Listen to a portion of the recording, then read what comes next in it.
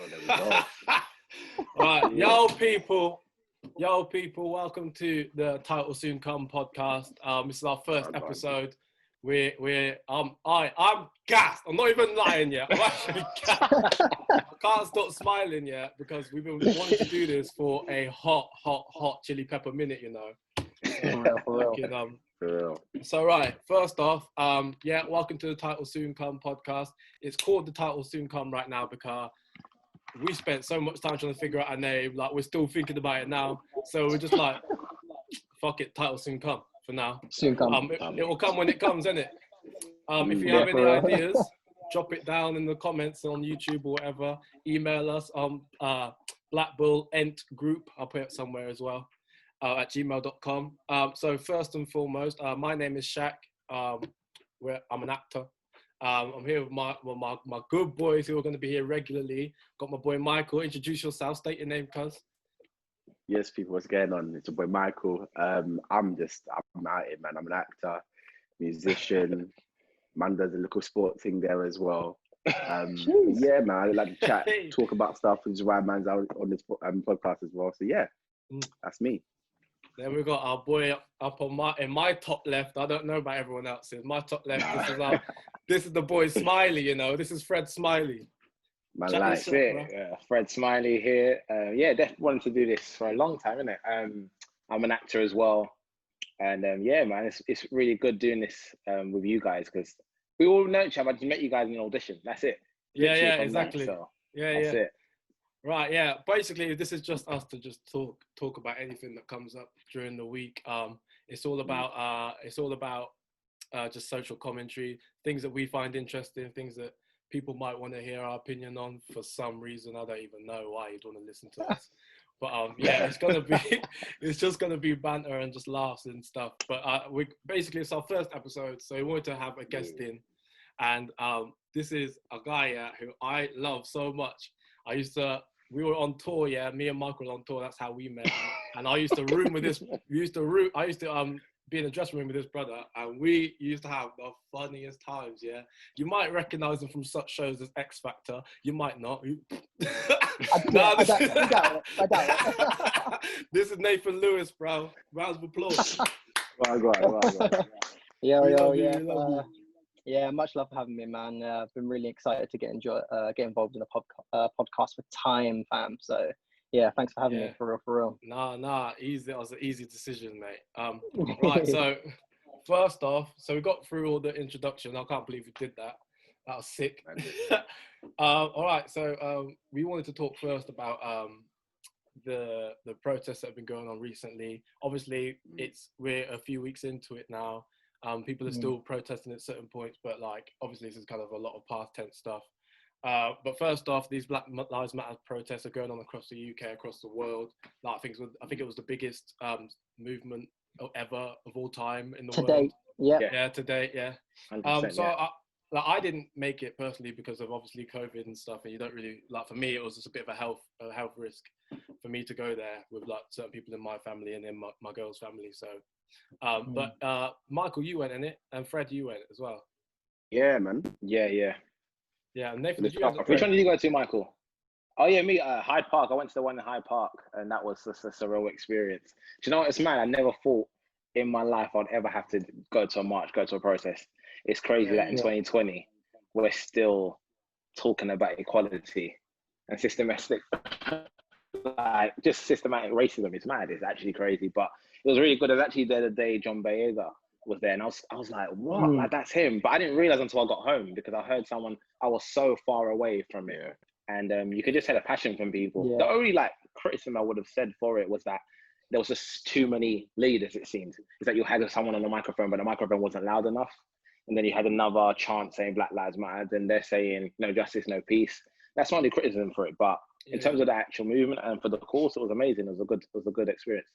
Yeah. Michael, what was it like in Milton Keynes? Because I feel like it was one of the places that actually kept with the social distancing rules as well as doing a good protest. It just looked like Bear Man was just on top of man in like London, just walking. It was busy, wasn't it? Busy. It was rammed, man. But yeah, what was it like in MK? MK was interesting, bro. I couldn't lie to you because like many people, I wasn't on it. I didn't want to go really. I felt as if I could show my support and my passion for the situation through other avenues. And through discussions and through conversations with friends and just other people. It dawned on me like Fred said, I never thought I'd go to a flipping a protest, like to a march. And it dawned on me like this may happen again in my lifetime, it may not. Hopefully we don't have to do it again. But you know what? I am alive during this time and I feel like it is something that I need to experience in it.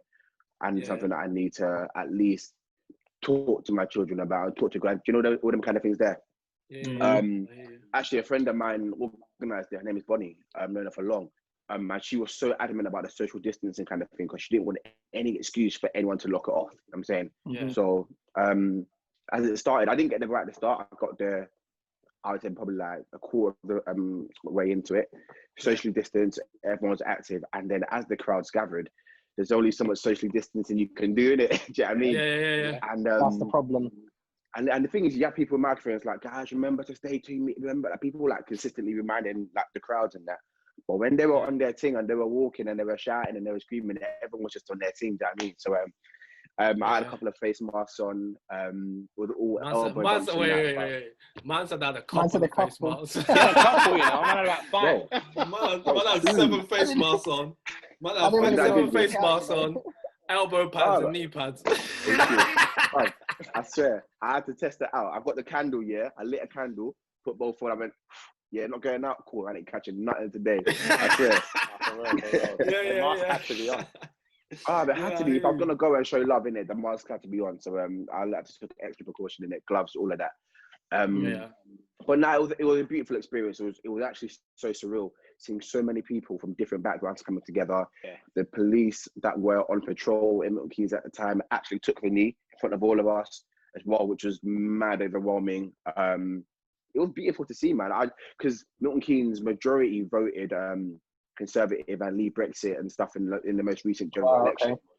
So one of the towns that voted highly in that aspect in it. So it was just good to see it, man. I was pleasantly surprised. Can't lie. Yeah, that's sick. That's dope. Nathan, did you end up going one or not? Because I didn't go one. To be honest, I didn't make it. You know, like I had the same sort of thought process as you, mate. Just because of the whole like social distancing thing and with how crazy everything is. Like, because for me, even though like I even felt so bad within myself for not going. Do you know what I mean? Not even because you shouldn't have to though, bro. For real, like, and it's not even like because I got like such a big name. It's not. But do you know what I mean? Like I felt obviously like obliged. Do you know what I mean? To like have a profile and actually want to use it to actually like spread the message. But on the other hand, do you know what I mean? If obviously worst case scenario, but like if on a fucking worst case scenario, if I went, caught it, and then died, my life wouldn't. It could serve a greater purpose for me to live on and then keep making that point rather than make one point in the wrong place. And it's a good. I think that a good thing that has come up out of this, and the thing that we've seen a lot is the way that the police behave with black communities. So this is the first time you're actually kind of seeing it straight up. As soon as they see anything that looks like, oh, this could be a problem, there's a whole group of police. There's riot bands, and this and that. And I feel like they don't understand that when you show aggression, you're going to be met with aggression. And like I say, I do think you can even look back to the few days ago up in Brixton and in Peckham and in Streatham, I think it was. So I don't want to say Peckham because I don't know that for a fact, but parties happening, like no one's harming each other, but you're sending 42 riot vans. Oh, in Brixton, isn't it? Yeah, Brixton. Yeah, you're sending 42 riot vans, helicopters with infrared. What do you think is going to happen from that situation? All you're doing is aggravating the situation. But like, while one part of me really gets that and understands why people will be so annoyed and meet that aggression with aggression, we have to start controlling ourselves. And I know it's harder when you're younger, like they're like 16, 17-year-olds who are out here and like all they want to do is hype, because that's just, I remember being that age, like anything will trigger me and like you just want to, you want to get riled up. So it's just, we need to educate our youth, especially the ones. And you got to bear in mind, innit? You got to bear in mind, these lot are getting troubled by police daily anyway. So like COVID-19 or no COVID-19, they're coming to the block, hassling people, you know, for legit reasons or not legit reasons, but they're having confrontations with the police regardless, innit? So then this time they're having a block party, which is actually something positive. Okay, cool, social distancing guidelines and that, but look at Bournemouth. Do you know what I mean? Yeah, so, exactly. Do you know what I mean? So there's no need to send 40 riot vans. There's no need. Whereas the 42 the riot problem vans the problem is the media. The media is made people fear black people and go into black communities. So as soon as you go into a black 100%. Community because of the media, it's like, you know, you talk about gangs, you talk about knife crime and stuff. You know what I'm saying? When this is the problem. Roll your windows up. Exactly. So that is the problem. But come on, we know better. We should know better. You're doing a block party in a pandemic. Exactly. You know what I mean? You can social bubble with 6 people, but when you're doing a block party, I'm not saying they deserve the police coming, but come on, you should know better, guys. And then you're coming to smashing the police. Acting like you got no home training, that I don't agree with. But being hassled with that many police, you don't need that many. But then there were so many people. It was a joke. It was a joke. Exactly. I'm just going to say one thing, talk about one group of people, but I don't want to give them too much limelight. Fuck them anyway. The anti-protests led by Tommy Robertson and like the EDL and them idiots there. Right, jokers there, fam. I think what we need to talk about right now, because I think it's a deeper issue than black and white in this, and I'm gonna break it down away and see if you guys can understand what I mean. So, you take a community of people. In this situation, it's the white working class man, and you tell him all of your I was speaking to Nathan about this earlier on, and you tell these group of people that all the world's problems, all your problems are because of these people, the Muslims, the Asians, and the black people, and anyone who's not from England. So you educate this, you plant this seed in their heads, and then you keep telling them stuff whilst blocking away any other information from anywhere else. You keep feeding them this propaganda, and you know that these people are come from a kind of, I don't want to keep connecting it to football, but a lot of these people are football hooligans. So all they know. All they know in terms of combating things is violence. So they come all the way to London to protect these big statues that are full of great British heroes, Winston Churchill who killed Nazis. They came all that way to stand on his statue and put up a Nazi salute and kick off. What that said to me was that these people turned up to London to fight black people, because if I was wrong, what wouldn't have happened was, when they got there and realized there weren't as many black people as they thought, they wouldn't have picked the next group of people to fight, which was the police, who were stood there protecting the same statues you were protecting. So it's a clear, like, the hypocrisy. Exactly. That was a stump. They were there to cause trouble regardless. It's the basic barriers, and the crusty Karens were there to cause trouble. That was all it was. Pure miseducation, and it has to. And the way that things are going to be fixed are by educating people, whichever way you feel is the best way to do it. For me, right now, I just kind of banter racists on Twitter and tell them about how they're wrong, and I'll give you this reason, that reason, and then you'll probably say that I'm a twat and spell you're wrong without the RE, and then you'll tell me that I'm racist. Where's your puppetry, bro? Yeah. I explained to someone the other day about I was talking to someone about black football coaches, about how they don't get there's not a massive representation of black coaches within the top flight football. In fact, I think there's six non-white coaches in the top 92 clubs in all of English professional football. Oh, wow. All of it, 6, and that's not black. Yeah, that's not Asian. That's 6 non-white people. Right. And I said to someone that, like, there's a clear issue in seeing Frank Lampard getting a top flight job out of a okay season with Derby, and then Sol Campbell getting sacked and saving clubs and then getting sacked. And this guy called me a racist for saying that there's There's a clear something there. I'm not saying it's a fault for any of these people, but there's clear something there. Don't be racist. I was like, okay. Do you know what? Until you educate yourself, I can't talk to you anymore. So I just kind of like left it at that. The stuff like that is deeper than the surface, isn't it? Like you said, it's nothing to do with the individuals like Frank or so. That's all the people at the top of the hierarchy. Do you know what I mean? The people making the decisions. Yeah, that's true. Do you know what I mean? And it's them people there that need exactly that.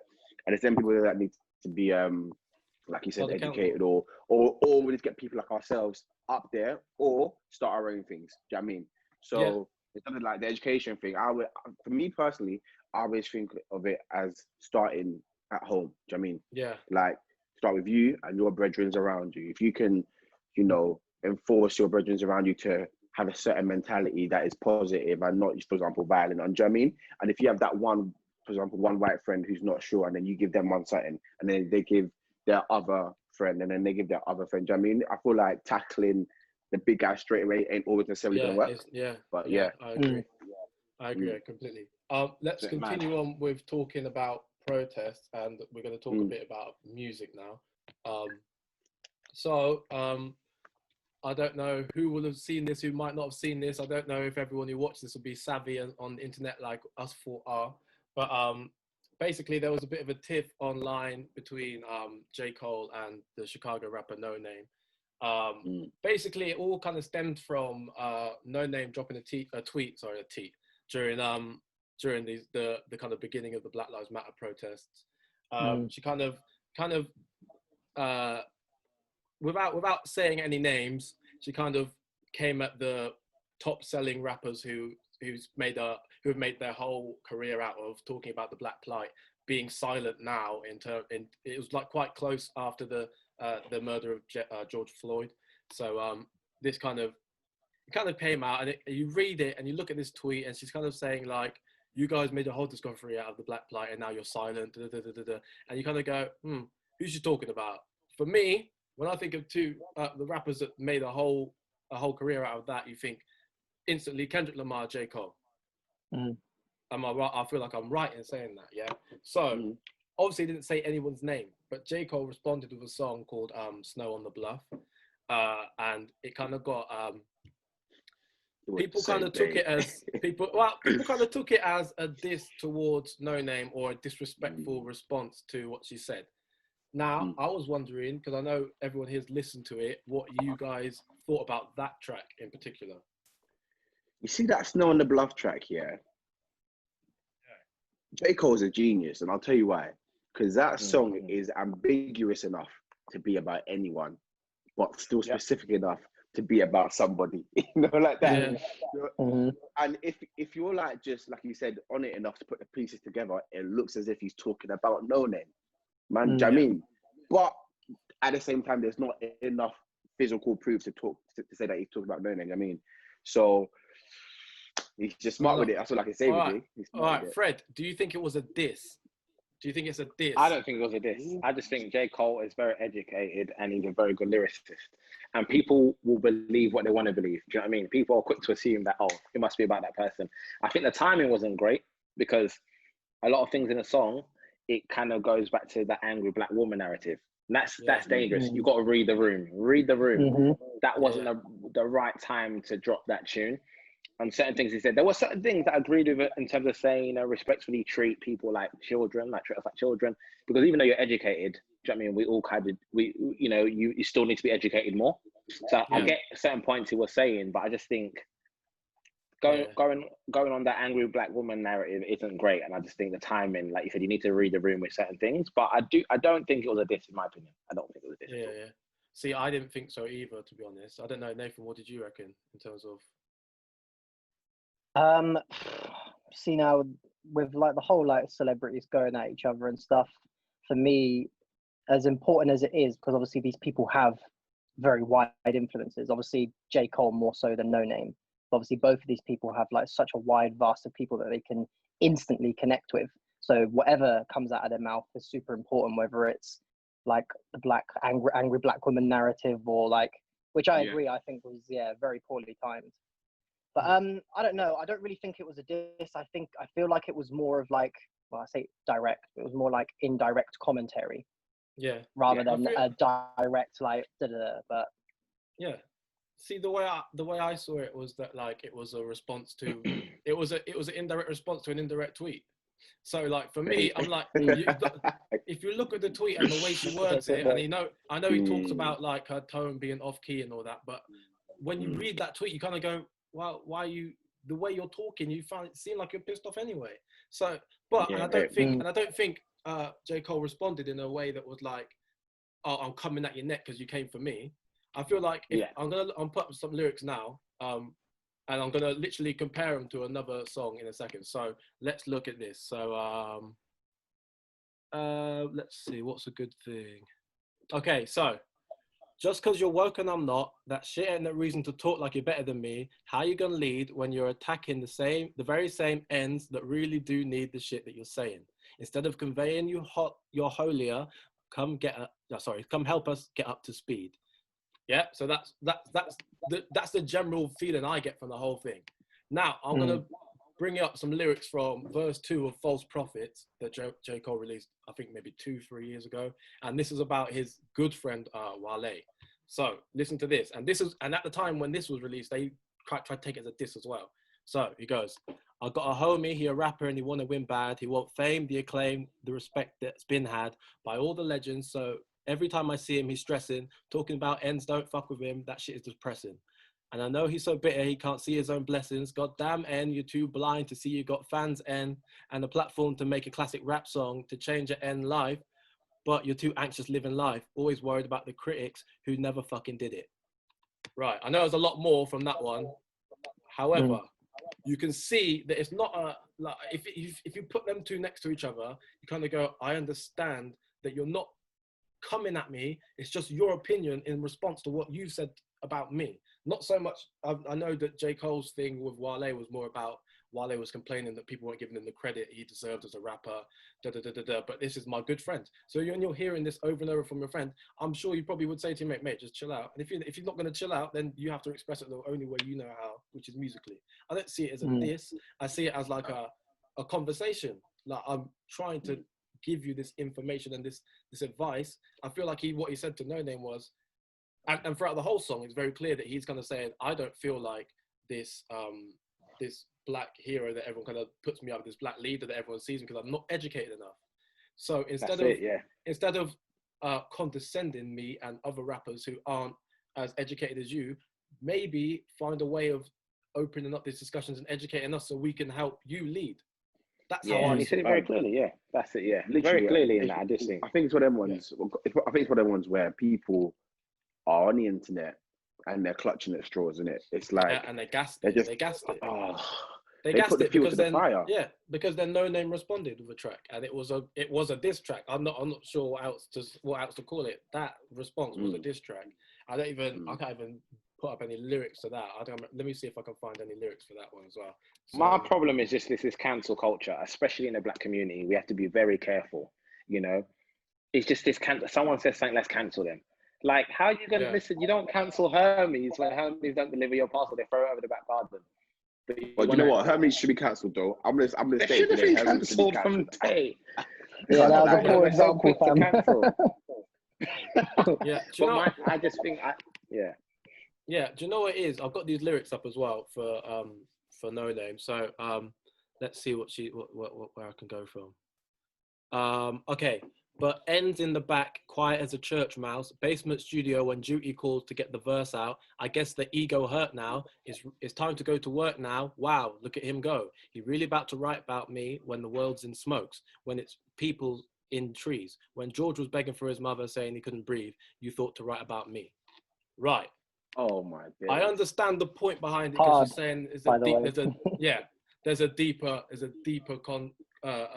conversation that needs to be had, and it shouldn't be about the two of them. But I don't think, I feel like she almost kind of got caught up in the Twitter sphere of like the hype in it, because I think the next day she was like, I actually don't feel the same way I felt about writing it, but when I wrote it and I recorded it, but I'm going to keep it up there because the words resonated with a lot of people, which is absolutely fair. But and the next day he was actually at a protest. Yeah. The next day after she dropped that tweet, he was protesting. You was at a protest. First so original tweet, she was out protesting. He was out protesting. So I think it's crazy, man. I think what that whole debacle kind of taught me was that you kind of need to get your head out of what Twitter says about things sometimes, just so you can kind of like get your own perspective and kind of think things through properly, especially when you're in them kind of situations where what we don't want to see on Twitter is infighting from people who should really be leading this movement along. That's it. We're fighting each other. We're meant to be like supporting each other. It's this cancel culture. This is the problem, and it's artistry. You know what I mean?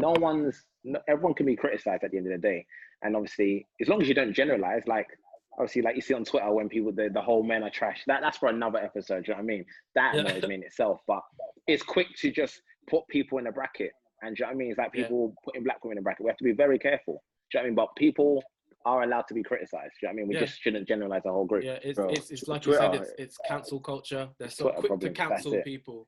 So quick. How can you cancel J Cole? Very dangerous place, bro. Yeah. It's a joke. What the reality is, anyone and anyone can get cancelled for anything because it's Twitter, it's the internet. You got a keyboard, you got your phone, and you're defended behind this 3D. Do you know what I mean? Like people will go find your shit from 2012 and bring it up because they can, and there's no repercussions. It's a joke, for them, man. Bruv, I swear, like it's just one of them ones. I feel like Twitter is so dangerous because like it's Twitter and the people behind it as well. Do you know what I mean? Yeah. You just need a thick skin. You need thick skin for Twitter, 100%. Absolutely, man. It's crazy. All right, let's move on from this one. This one I'm quite excited about talking about because I actually enjoyed going through this. So every week we're going to do like an album of the week, and we're just going to talk about it. It won't always be like a brand new album because people aren't releasing stuff so quickly right now. Where's the damn album? before we talk about the album, I want to talk to Nathan quickly on Nathan's thoughts about what's gone on with X Factor recently. You know, with the whole Misha B. Yeah. My days. Obviously, how was your experience? Do you know what I mean? How was your experience on the show in terms of in X Factor in general? How was your experience? Did you come across any stuff like that?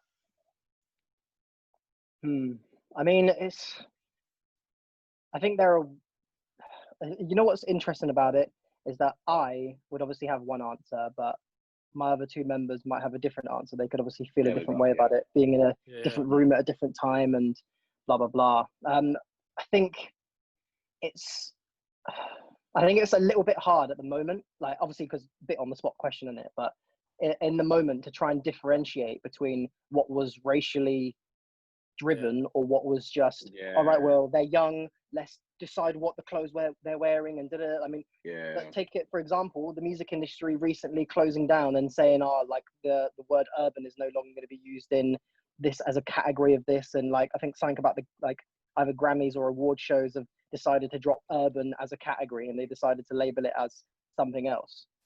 Now I think like little steps like that are important, obviously, like moving forward, but yeah, man. I mean, the whole thing with Misha is quite mad because obviously, like, this is the thing. A lot of Twitter beefs and a lot of stuff that goes on Twitter. Like, I tend to view a lot, but it's not even that I don't have an opinion. I just don't necessarily voice my opinion on it because I know, for the most part, there are a lot of people out there that are more educated on the subject. Or, do you know what I mean? There are other black women in the industry that have more of experience of that scenario than. You don't need me to just pipe up and be like, oh, well, I'm a guy, but my experience was, do you know what I mean? So do you know what I mean? In it, when someone asks the question, I'll answer, but yeah, I don't know. It's hard to, I think I can say that I've experienced bits and pieces here and there, but for the most part, because the experience was so crazy and it happened like week after week, there's different celebrity judges or guests and things like that. Like I do my best to focus on anything that's positive. I mean, a lot of negative stuff, and even something I learned as well on Motown tour with obviously Michael and Shaq is that a lot of things that happen like backstage or behind the scenes or whatever goes over my head, bro. Goes way over my head. Yeah. So much goes on backstage that the audience don't know about. So much. I just think the judges were wrong. I just think Talisa and Louis. I rewatched that video. Louis, Louis always. Yeah. Do you know what I mean? At the watched that time when I video was recently, watching it, it's crazy, isn't it?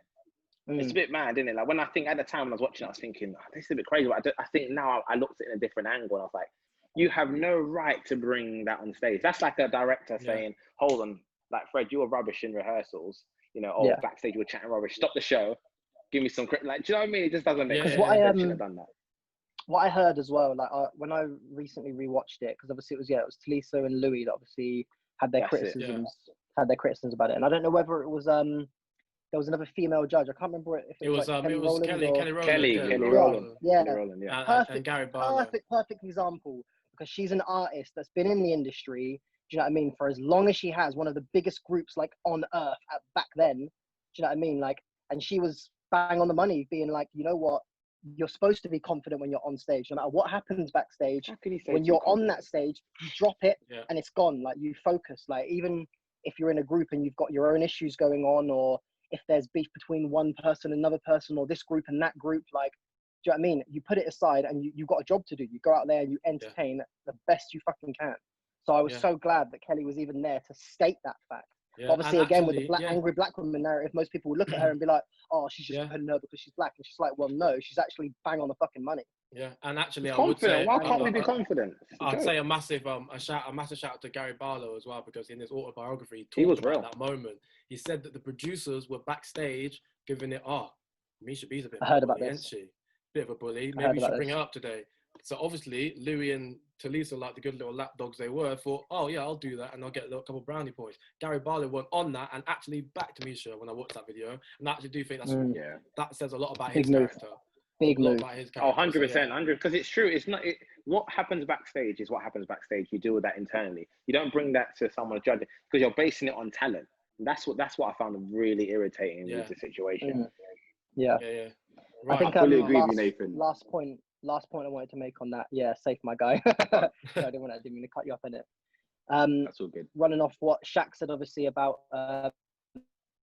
in Gary's, like. Ooh, Nathan, your we lost you, signal's bro. going. We lost you, brother. Heard that.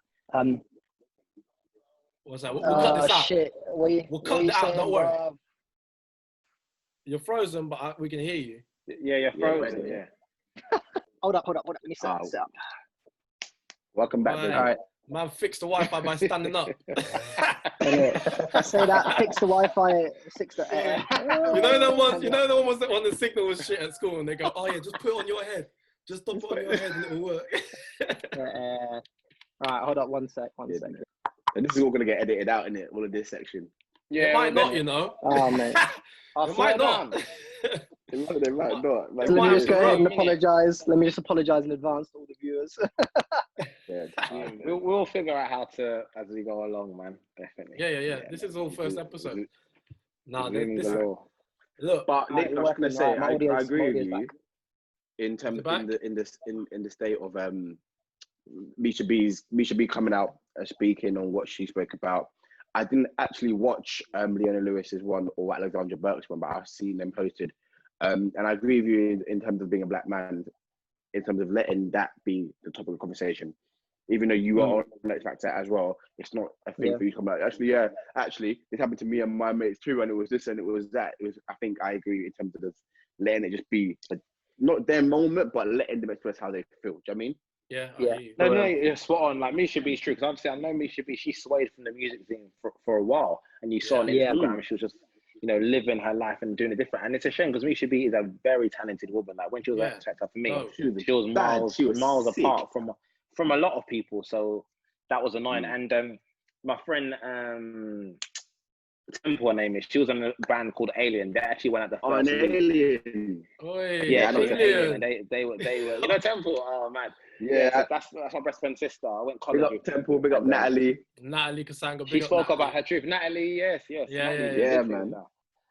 She just spoke her truth and how they will turn the audio down for the black girls, and it's terrible when you think about it. Yeah, and there's one girl in the group. I don't know. She spoke her truth, man. So I was glad she came out and said it. And she said how even her manager at the time spoke to the producers, said how, listen, stop lowering the tone for us, stop like editing our audio. But it's a bit crazy, isn't it? It's a bit crazy. When you're too confident, it's a problem. And also just that we know the Louisa Johnson one. You know, during the whole boot camp with the 6 Year Challenge, when she sang, I think they told her, I forgot the girl's name. She was in Dreamgirls. I should have remembered her name, but they told her she can't sing, and I'm telling you. And then what happened? Louisa Johnson now sings it on the 6 Year Challenge and sings that song, and then she wins it that year. And they edited it to look like as if she was scared. She weren't scared of it. That girl could sing. But look what happened. The same year Louisa Johnson won. So I did not know that. Stuff like that. I didn't watch it that like year. That baffles me. Yeah, all right. Basically, just to wrap that subject up, I think it's so important to support our Black women as much as possible. 100%. Without taking over from taking their voices away from them. I think as Black men and as ethical humans, we should allow these people to speak their truths and just support. Sometimes just listen, innit? Yeah. So That's exactly. it. It's true. Sometimes hush your mouth and listen. Yeah. Not everyday talk. Yeah. Not everyday talk. Right. Let's move on to album of the week. This obviously is the first episode, so we went with a bit slightly different. It usually just be one album, but we're gonna go with 3 classic albums, and it's Kanye West. So we've gone with his first. I think these are first 3, isn't it? First 3 in literally in chronological order. So it's Last Registration, College Dropout, and then Graduation. But all right, I can go first if you want. I can talk about Kanye all day. Let me hear that. This is old Kanye when he had something to talk about other than how much money he has. As much as I love old Kanye, I can't say I love Kanye now. I'm very indifferent to him now. But right, so let's talk about maybe Late Registration first. Yeah. So let's talk about. All right. First off, let's say which album was the best one. I'm going to give you the first 5 tracks of every album, yeah? Out of those 3, which one are you saying is the best? Already. Yeah? So we start off, Late Registration, 2005. This is some youth that was meant to be a producer. He's been telling everyone he can rap for time. And then they go, all right, fine. Jay-Z goes, all right, there you go. Make an album then, do it. And so the first 3 tracks on the album, ignoring the skits, Heard 'Em Say with Adam Levine from Maroon 5. Touch the Sky with Lupe Fiasco, Gold Digger by Jamie Foxx, Drive Slow with Paul Wall and I think someone else, and then the last one is My Way Home with Common. That's the first 5 tracks. Now, all right, I'll go back to that in a second. Yeah, next 5. Yeah, next year, the College Dropout. Does that make sense? Am I right? Oh no, it's actually the other way around. College Dropout come out first. Yeah. So the first 5 tracks of this one, College Dropout, we've got We Don't Care, and I'm actually doing them a favor, and I'll tell you why in a second. We got We Don't Care, we got All Falls Down, we got I'll Fly Away, we got Spaceship, and we got Jesus Walks. Jesus Walks. Oh my goodness. Right. And let me tell you, that's his first album. And let me tell you why I've done him a favor, yeah? Because really, Jesus Walks is not in the first 5. There's a song called Graduation Day, which was so left that I thought it's a lot of skit. It's a lot of talking. Bernie Mac used to do his intros and stuff. It's a lot of talking before, so I thought, I'll allow him for that one. I even like that track, so he's lucky. But yeah, Jesus Walks is an insane tune. Nah. Right. I need to interject. Number 12 on that album is Slow Jams with Flipping, Twister, and Jamie Foxx. Right. So, Graduation drops, yeah? The first 5 tracks got Good Morning, Champion, Stronger, I Wonder, and Good Life with T-Pain. Right. Welcome to the good life. Right. So, what would you guys say based off that is the best album out of them 3? The first one? Late Registration for me. Registration for me. Yeah, it is Late Registration. It's late registration for me. It's just insane. Oh wait, hold on. Really? I'm thinking College Dropout. I can't lie. College Dropout's got bangers. Don't get me with Through the Wire. It's got bangers. Like you said, the slow jams. But for me, Late Registration, that's my album. I play that. I play that religiously, that tune, And you know what? When you sit down and listen to the album, it kind of walks like this. So you put your headphones in, you're chilling out, Kanye West, okay, cool. Bernie Mac starts, wake up, Mr. West! Boom, Heard 'Em Say. Bam, that's one tune. That's one tune. Yeah. Hold that tune, Straight after that tune. Next tune. Touch the Sky. Right, next tune. He said, touch the sky. He said, hold that in the sky. Next tune after that, she take my money, hold that liquor. Next tune. It's actually very, the tunes come out violently, bro. They hurt, the ears are he wasn't messing around with that album. Listen, he's not messing. And the thing is with that album, yeah, when you're in the clubs, Gold Digger, they loved it. They loved it. Touch the sky. Listen, every night that song comes on. Every night. Yeah. And then like, yeah, is that all right? First off, Gold Digger is the only Kanye West tune that you hear consistently. Consistently, that song comes out consistently. Doesn't matter where you are. Doesn't matter where you are. That song bangs. All right. So if you go past 5 albums, other tracks he's got Roses, which I love, which about his I think his grandma in hospital, big tune. Diamonds from Sierra Leone. Diamonds are forever. Yeah. Yes. What do you mean? And Hey Mama, which is about his mom, which is sick. And then a lot of other really good songs as well. So for me, that's I gotta say Late Registration. You lot are convincing me. You lot are convincing me because because Shaq's got a very good point. Because the thing about College Dropout is that they don't bang in order like that. Nah, they're spaced out. You know what I mean? Like they're quite sporadic. It's his first album. There are bangers within it, but like Shaq said, you bang in your info. You got Bernie Mac licking you one way, then you got flipping Luke Fiasco licking you the next way, then you got Jamie Foxx licking you. Fam, it's too much. It's like the amount of part that went into that album. It was he was hungry. It seemed he was hungry. Like All right, but I will argue though that his best rapping, I reckon, is on College Dropout. I think he raps better on College Dropout, way better. Do you reckon? Really? Do you know what? If you listen to All Falls Down, Spaceship with GLC and Consequences, Jesus Walks, Slow Jams. Do you know what? And you have to remember as well, College Dropout has a song called Through the Wire. This guy's not even meant to be here right now, bro. He's not meant to be alive.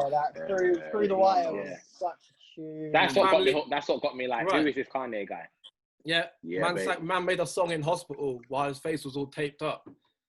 You know Family Business, big tune. It's that high voice in the background, boy. Yeah. Jeez, what? Bro. What do you mean? But I do think. Do you know what ruins the album for me? Is the new workout plan. Do you think? Track? Nah, the new workout plan isn't my jam. On that album. I love that. What? I was sat in the car driving. The song came on. I went. Do you know what it was? It just lasted too long, and it just was nothing like anything else. So I was like, "What is this?" And it was just for me. I don't know. It was a lot of noise for me, and maybe I wasn't in the mood. I really like that tune. To be fair, I might not be in the mood for it at the time. It's a good 5 minutes. 5 minutes 23. Bro, yeah. It's long. And it's just work, left, up, down, left, right. You just give him more combat cheat codes the whole tune, and we'll beat to it. But all right, cool.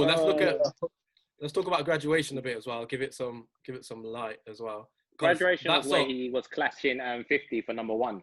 Yeah. In terms of the number, like the albums, they were clashing each other, going back and forth. And Kanye ruined him when after Good Life came out. Kanye, that was it. He won the race. Yeah. He had sold more than. You know, I will say, I feel like Graduation came with heat based on production, based on sound. You got Stronger there, which I believe is Daft Punk, right? Yeah. Daft Punk sample. Daft Punk is Stronger. Yeah. Do you know what I mean? They overplayed that tune as well. Oh, the clubs love that. Bro. But I tell you what, I know all the words to that song, bro. I know all the words to Stronger. Stronger is a tune. Oh, Homecoming on there. Do you think about me now? Homecoming, Chris I think, But you know what it is? You're right. It's a lot of really good songs. A lot of really good production. I don't know if all the songs bang. I like, for me personally, I like Champion. I like Stronger. Flashing Lights, Flashing Lights. Ooh, I like Good Life. Yeah. But then, other than that, I'm all right with not listening to any of them other ones. To be honest, not like. Sorry, that's my opinion on it. But like, it's like the first 3 songs I love, like Good Morning Champion, Stronger. Then you got I Wonder, which is okay. Good Life, banger. Then you've just got. Can't Tell Me Nothing isn't awful. I won't say that. Then you've got Barry Bonds, Drunken Hot Girls, Flashing Lights, we're back in the room again. Everything I Am, The Glory, Homecoming, Big Brother, which I get what it was about, but it's not a good song. It's a great sentiment to sing a song about someone you respect and your hero. I'll never say, that's trash. But it's not a song I'm gonna sit and listen to all the time. The hook's not that great, but whatever, cool. But especially not having a whole collection as well. Yeah, exactly. But yeah, out of them three, I've got to say, Late Registration is for me the top one. I feel like that's where he's really in his bag. Nathan, what was yours? What was your favorite album? I don't know. That's a tough one, because obviously, like everyone, I prefer old Kanye to new Kanye. Yeah. I don't know. Part of me wants to say Late Registration. I did really like College Dropout, but yeah, I don't know. It just depends. It is as well. It's like College Dropout reminds me of a time in life as well. That's 2004. That's a time in life. Exactly. They're happy and free. Yeah, I mean, that's it. Man's happy and free. The way you view particular albums will also be based on where you are at that moment in your life. Yeah, and how you feel, and for real. That's why I love College Dropout. After you talking to you today, I would say that Late Graduation probably has more back-to-back bangers. Back-to-backs, yeah. College Dropout just makes me feel like I'm flipping. How was I in 2004? Yeah. What's the maths? 8. Do you know what I mean? Bro, do you know what it is, yeah? I feel like if they put Jesus Walks and All Falls Down and Slow Jams on Late Registration, that'd be one of the best albums ever. It's game over. Probably would be undeniable. Yeah, I agree. And that's 100%. The thing. That's why I couldn't really say that if I said if you put the best songs on Late Registration on College Dropout, because there's too many inconsistencies, I feel, or just songs that I wasn't that interested in. Got you. But it is a really, I can't say it's a bad album because I think it's an amazing album. Definitely my favorite. I don't know, heard them say this makes me feel something else. I must have been going through it, but sitting down listening to I loved it. If Michael's 8, that means I must have just turned 8 during Late Registration come out. So I'm sitting there thinking, he's talking some deep stuff, but I ain't even deeped it yet. But like this is what I'm saying. So like Nathan said, we're talking about old Kanye versus new Kanye. I feel like everyone agrees that we kind of prefer old Kanye. Is that kind of across the board? But old Kanye obviously definitely is better, but the way he's just kept on going, he's had a successful career. And even Jesus is King, I've got to give him his dues. For him to bring gospel music to the mainstream, I respect Kanye. That album, he did go a bit dark, but I loved how he is now. That Jesus King album, I actually didn't want to listen to for time. I did not listen to it for ages because I was like, what if man like Kanye got to say about gospel? I'm not even trying to hear it. Do you know what I mean? No, for real. Until I gave it the time of day. And then I gave it the time of day and I just went, blouse and skirt, bro. I said, that's mad. Do you know what it is? I can honestly say I have not listened to any new Kanye. Like, I just don't listen to him, and it's not because it's probably more because of the stuff he's said in public eye and stuff, and I just get this weird thing about personality. But apparently, from what I'm seeing, there's a lot of changes happening already. Apparently, it was a whole big master plan to kind of uprise the black people, whatever. I heard about that. Actually. I heard about he had some master plan to save all the black people, which is all dope if that's true. But save us from what the white president was a Jew. I don't know. All right. To say when he said slavery was a choice. Thank you. Thank you so much. Somebody replaced Colin Kaepernick, mate. We found our hero. That's the thing. But I feel like old Kanye was a lot hungrier. I feel like he had a lot more to prove. I loved this kind of ego of like, I'm sick, and you lot in understanding how sick I am. And I was saying to Fred, the other day, I said the worst thing that happened to Kanye West, that it became Kanye West. Because if he'd kept that same kind of like, of course, at some point there's going to be progression because you're talented and people can see you're talented. But if he had that same hunger of like, you lot still don't respect me as a rapper and a producer, the albums that would have come out would be lit. And not that they're not, because Watch the Throne is an incredible album. Yeah. That was different breed. Yeah. He's made some incredible tracks. Click is one of my favorite tracks ever. What's the other tune I love? What's that tune? Mercy. Mercy was a tune. And do you know what one of the sickest parts about it is Kanye's verse when he flips the tune and it goes to that kind of club, do, let the suicide doors up. That is mad. But like for me, I don't know why I feel like it just don't sit well with me anymore and stuff. And like, you know, another thing that contributes to that is how music itself has changed since 04, 05. And I'm saying, because the producers he's probably working with back then to the producers he's working with today, and the team around him today will probably be very different in it. So that will also contribute 100% to the fact that he's making very different music. Even if he was still that hungry, listen to me kind of rapper, I still think there'd be a massive change just because music itself has changed. I mean, it goes through the time. Obviously, some people stay in one place and they make that they're true to that music, where some people, develop. And I think Kanye West he goes with the times. He's honestly just he's a great artist. I can't even knock the guy. And one thing I like him bringing and believing in people, bringing people through. Like John Legend is one of my favorite artists of all time. And the fact that he was patient with John Legend, and when John Legend was getting knocked back, and he stayed with him and they produced his first album, I've got to give Kanye West his props. It speaks a lot to him. It He speaks a brought lot people to through, him and his character. But so basically, in summary, Kanye, come back. We miss you. Come back. Get a time machine. Find yourself, and bring him back here with us, and everything will be cool. We miss. Listen to that Jesus is King though. Listen to Jesus is King. You have to listen to it. Yeah, I will. I have to be honest, I ain't even listened to it yet. Still, listen to it. The harmonies, bro. Harmonies, man. Orchestration, different. Making me want to join the choir in that. Get me my gown right now. Joyful. Come on, son. All right, cool. So next we're going to talk about sport, and we're going to talk specifically about football. So Nathan, this is the time for you to kick, bro. I was going to say, you know what?